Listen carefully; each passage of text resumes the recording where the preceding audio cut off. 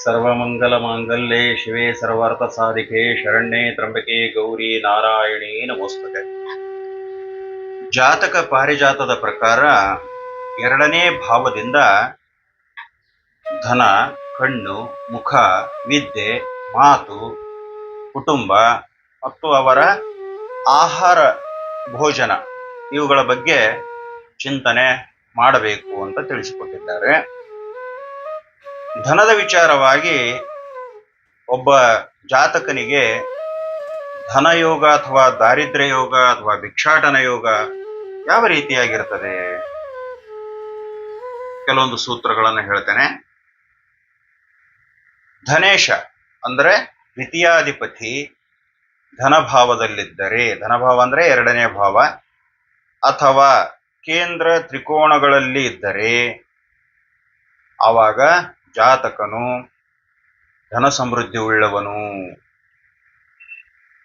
ಒಂದು ವೇಳೆ ಈ ಧನೇಶನು ತ್ರಿಕ್ ಭಾವಗಳಲ್ಲಿ, ತ್ರಿಕ್ ಭಾವ ಅಂದ್ರೆ 6, 8, 12 ಇಂತಹ ದುಸ್ಥಾನದಲ್ಲಿದ್ದರೆ ಧನ ಇದ್ದರೂ ಕೂಡ ಅವಾಗವಾಗ ಧನ ಹಾನಿ ಆಗ್ತಾ ಇರುತ್ತದೆ. ಇದನ್ನೆಲ್ಲ ಸಂಪೂರ್ಣವಾಗಿ ವಿಶ್ಲೇಷಣೆ ಮಾಡಿದಾಗ ಇಡೀ ಜಾತಕವನ್ನು ವಿಶ್ಲೇಷಣೆ ಮಾಡಿ ಹೇಳಬೇಕಾಗ್ತದೆ.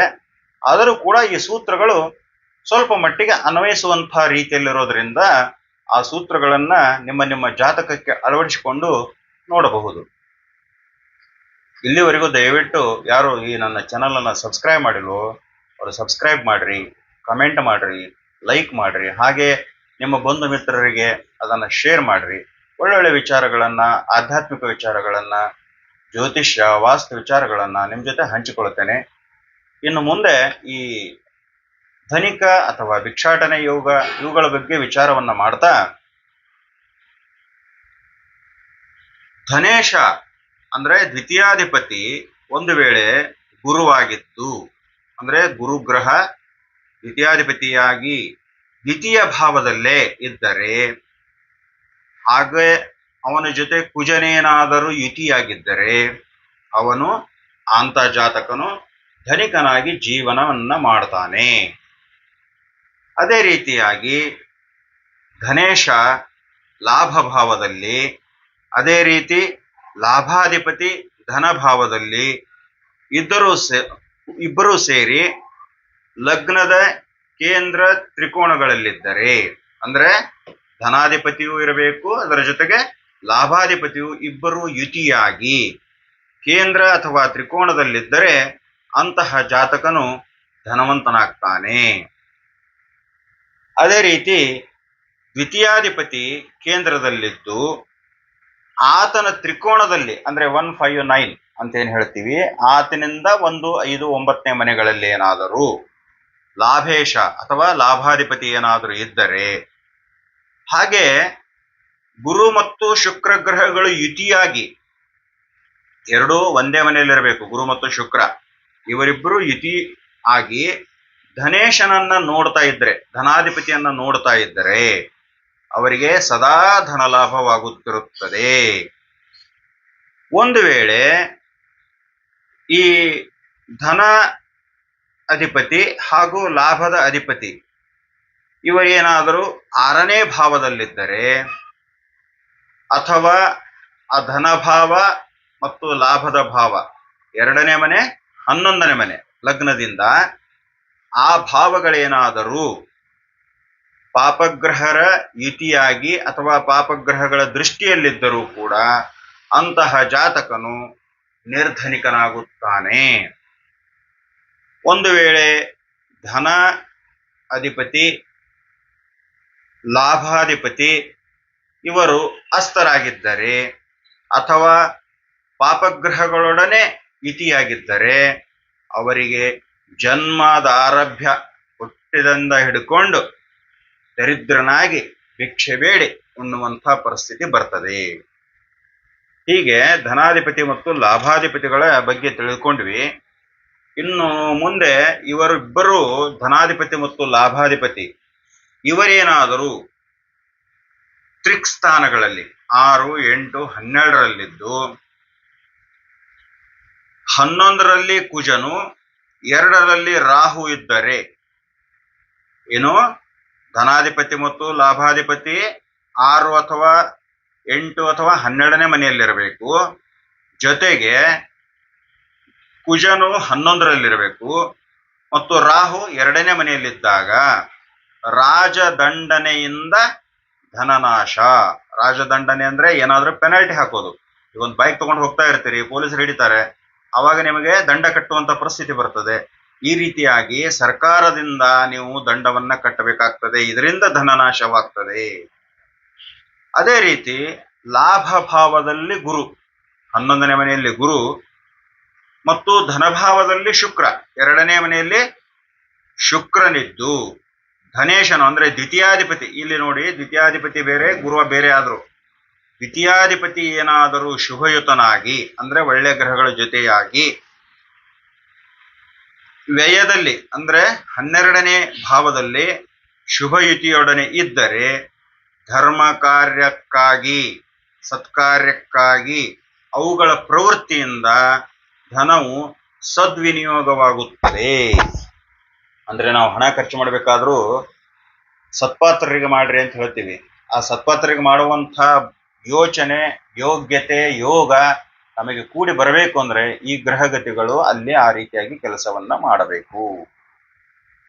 ಇನ್ನು ಕುಟುಂಬದ ಪೋಷಣೆಗಾಗಿ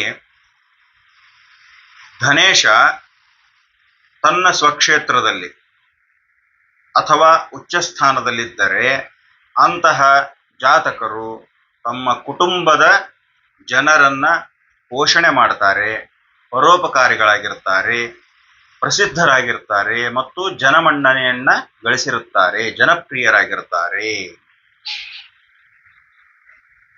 ಹೀಗೆ ಯಾರಿಂದ ನಮಗೆ ಧನಲಾಭ ಆಗ್ತದೆ?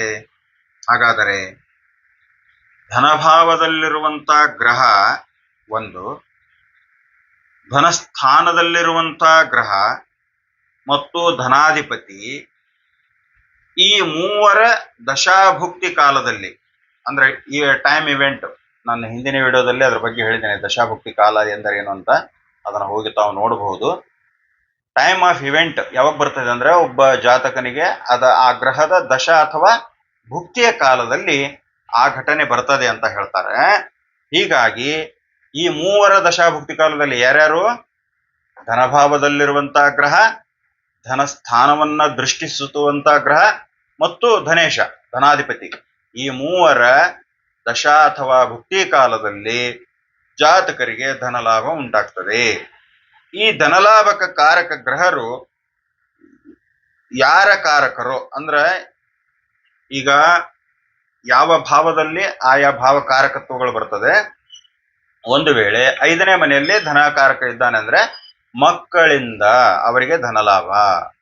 10ನೇ ಮನೆಯಲ್ಲಿದ್ರೆ ತಾವು ಮಾಡುವಂತಹ ಕೆಲಸದಿಂದ ಧನಲಾಭ. ಒಂದು ವೇಳೆ 7ನೇ ಮನೆಯಲ್ಲಿದ್ರೆ ಅವರು ಮಾಡುವಂಥ ತಮ್ಮ ಸಂಗಾತಿಯಿಂದ, ಈ ರೀತಿಯಾಗಿ ಅವರಿಗೆ ಆ ಕಾರಕರಿಂದ ಧನಲಾಭವಾಗ್ತದೆ ಅಂತ ಇಲ್ಲಿ ತಿಳಿದುಕೊಳ್ಬೇಕು. ಯಾವ್ಯಾವ ಗ್ರಹಗಳಿಗೆ ಕಾರಕತ್ವವನ್ನು ಹೇಳಬಹುದು ಅಂತಂದ್ರೆ, ರವಿ ಆಗಿದ್ದರೆ ಒಂದು ವೇಳೆ ಆ ಒಂದು ಧನಲಾಭಕಾರಕ ಗ್ರಹ ಏನಾದರೂ ರವಿಯಾಗಿದ್ದರೆ ತಂದೆಯಿಂದ, ಚಂದ್ರ ಆಗಿದ್ದರೆ ತಾಯಿಯಿಂದ, ಇನ್ನು ರವಿ ಅಂತ ಅಂದಾಗ ರಾಜ ಅಥವಾ ಸರ್ಕಾರ ಅಂತಾನೂ ತಿಳಿದುಕೊಳ್ಬಹುದು, ಚಂದ್ರ ಅಂದಾಗ ರಾಣಿ ಅಂತಾನೂ ತಿಳ್ಕೊಬಹುದು. ಕುಜನೇನಾದರೂ ಧನಲಾಭಕಾರಕ ಗ್ರಹನಾಗಿದ್ದರೆ ಅವರಿಗೆ ಈ ಸೇನಾ ವೃತ್ತಿಗಳಿಂದ, ಮಿಲಿಟರಿಯಲ್ಲಿ ಕೆಲಸ ಮಾಡೋದ್ರಿಂದ ಅಥವಾ ಪೊಲೀಸ್ ಇಲಾಖೆಯಲ್ಲಿ ಕೆಲಸ ಮಾಡೋದ್ರಿಂದ ಹಣ ಬರ್ತಾ ಇರ್ತದೆ. ಹಾಗೆ ತಮ್ಮ ಸಹೋದರರಿಂದ, ಅಣ್ಣ ತಮ್ಮಂದಿರಿಂದ ಅವರಿಗೆ ಹಣ ಬರ್ತಾ ಇರ್ತದೆ. ಬುಧ ಅಂದ್ರೆ ಬಂಧುಗಳು, ಸೋದರ ಮಾವ ಆಗಿರ್ಬೋದು, ಬಂಧುಗಳಾಗಿರ್ಬೋದು, ಅವರಿಂದ ಅವರಿಗೆ ಹಣ ಬರುವಂತ ಯೋಗ ಇರ್ತದೆ. ಗುರು ಆಗಿದ್ರೆ ಪುತ್ರ ಅಂದ್ರೆ ಮಗನಿಂದ, ಮಕ್ಕಳಿಂದ ಅಥವಾ ಅವರ ಗುರುಗಳಿಂದ, ಗುರುಗಳ ಸಂಭಾವನೆಯನ್ನ ಕೊಡ್ತಿರ್ತಾರಲ್ಲ, ಆ ರೀತಿಯಾಗಿ ಗುರುಗಳಿಂದ ಕೂಡ ಅವರಿಗೆ ಧನ ಲಾಭ ಆಗ್ತಾ ಇರ್ತದೆ ಅಂತ. ಶುಕ್ರ ಏನಾದರೂ ಆಗಿದ್ದರೆ ಸ್ತ್ರೀಯಿಂದ, ಹೆಣ್ಣು ಮಕ್ಕಳಿಂದ ಅಥವಾ ಪತ್ನಿಯಿಂದ ಅವರಿಗೆ ಧನ ಲಾಭವಾಗ್ತದೆ. ಜಾತಕನು ಸುಮ್ಮನೆ ಕೂತಿರ್ತಾನೆ, ಹೆಂಡತಿ ಯಾವುದೋ ಕೆಲಸದಲ್ಲಿರ್ತಾಳೆ, ಅವಳ ದುಡಿಮೆಯಿಂದ ಇವನ ಜೀವನವನ್ನ ಸಾಗಿಸ್ತಾ ಇರ್ತಾನೆ. ಅದೇ ರೀತಿಯಾಗಿ ಶನಿ ಏನಾದರೂ ಧನಲಾಭಕಾರಕ ಗ್ರಹವಾಗಿದ್ದರೆ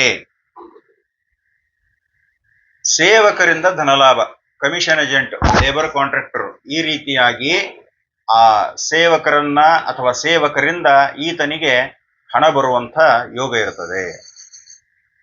ಇನ್ನು ಇತ್ಯಾದಿ ವಿಚಾರಗಳಲ್ಲಿ ಬೇರೆ ಬೇರೆ ಕಾರಕತ್ವಗಳನ್ನ ಹೇಳಿದ್ದಾರೆ ಗ್ರಹಗಳಿಗೆ. ರವಿ ಅಂದಾಗ ಔಷಧ ವ್ಯಾಪಾರದಿಂದನೂ ಬರಬಹುದು, ಚಂದ್ರ ಅಂದಾಗ ಆಹಾರ ಪದಾರ್ಥಗಳು, ರಸ ಪದಾರ್ಥಗಳು, ಈ ಕಬ್ಬಿನ ಹಾಲಿನ ಅಂಗಡಿಯನ್ನ ಇಟ್ಟುಕೊಂಡು ಜ್ಯೂಸ್ ಸೆಂಟರ್ ಮಾಡ್ಕೊಂಡು ಇರ್ತಾರೆ ಅಂತವ್ರಿಗೆಲ್ಲ ಚಂದ್ರಕಾರಕನಾಗಿರ್ತಾನೆ. ಅದರಿಂದ ಕೂಡ ಅವರಿಗೆ ಧನಲಾಭವಾಗ್ತಾ ಇರ್ತದೆ. ಕುಜ ಅಂದ್ರೆ ಅಗ್ನಿ ಮುಖಾಂತರ, ಬುಧ ಅಂದ್ರೆ ವಿದ್ಯೆಯ ಮುಖಾಂತರ, ಗುರು ಅಂದ್ರೆ ಶಾಸ್ತ್ರೋಪದೇಶಗಳನ್ನು ಹೇಳುವ ಮುಖಾಂತರ, ಶುಕ್ರ ಅಂದ್ರೆ ವ್ಯಾಪಾರದ ಮೂಲಕ, ಶನಿ ಅಂದ್ರೆ ಸೇವೆ ಇತ್ಯಾದಿಗಳನ್ನ ಮಾಡೋದ್ರ ಮೂಲಕ, ಈ ರೀತಿಯಾಗಿ ಆಯಾ ಗ್ರಹಗಳ ಕಾರಕತ್ವದಂತೆ ಈ ಧನಲಾಭಕಾರಕರು ಧನವನ್ನ ಕೊಡ್ತಾರೆ ಅಂತ ತಿಳಿಬೇಕು. ಮುಂದೆ ಇನ್ನಷ್ಟು ವಿಚಾರಗಳನ್ನ ನಿಮ್ ಜೊತೆ ಹಂಚಿಕೊಳ್ತೇನೆ. ಎಲ್ಲರೂ ದಯವಿಟ್ಟು ಈ ಚಾನಲ್ ಅನ್ನ ಸಬ್ಸ್ಕ್ರೈಬ್ ಮಾಡ್ರಿ. ಎಲ್ರಿಗೂ ಒಳ್ಳೇದಾಗ್ಲಿ. ಸರ್ವೇ ಜನ ಸುಖಿನೋ ಭವಂತು. ಶ್ರೀಕೃಷ್ಣಾರ್ಪಣಮಸ್ತು.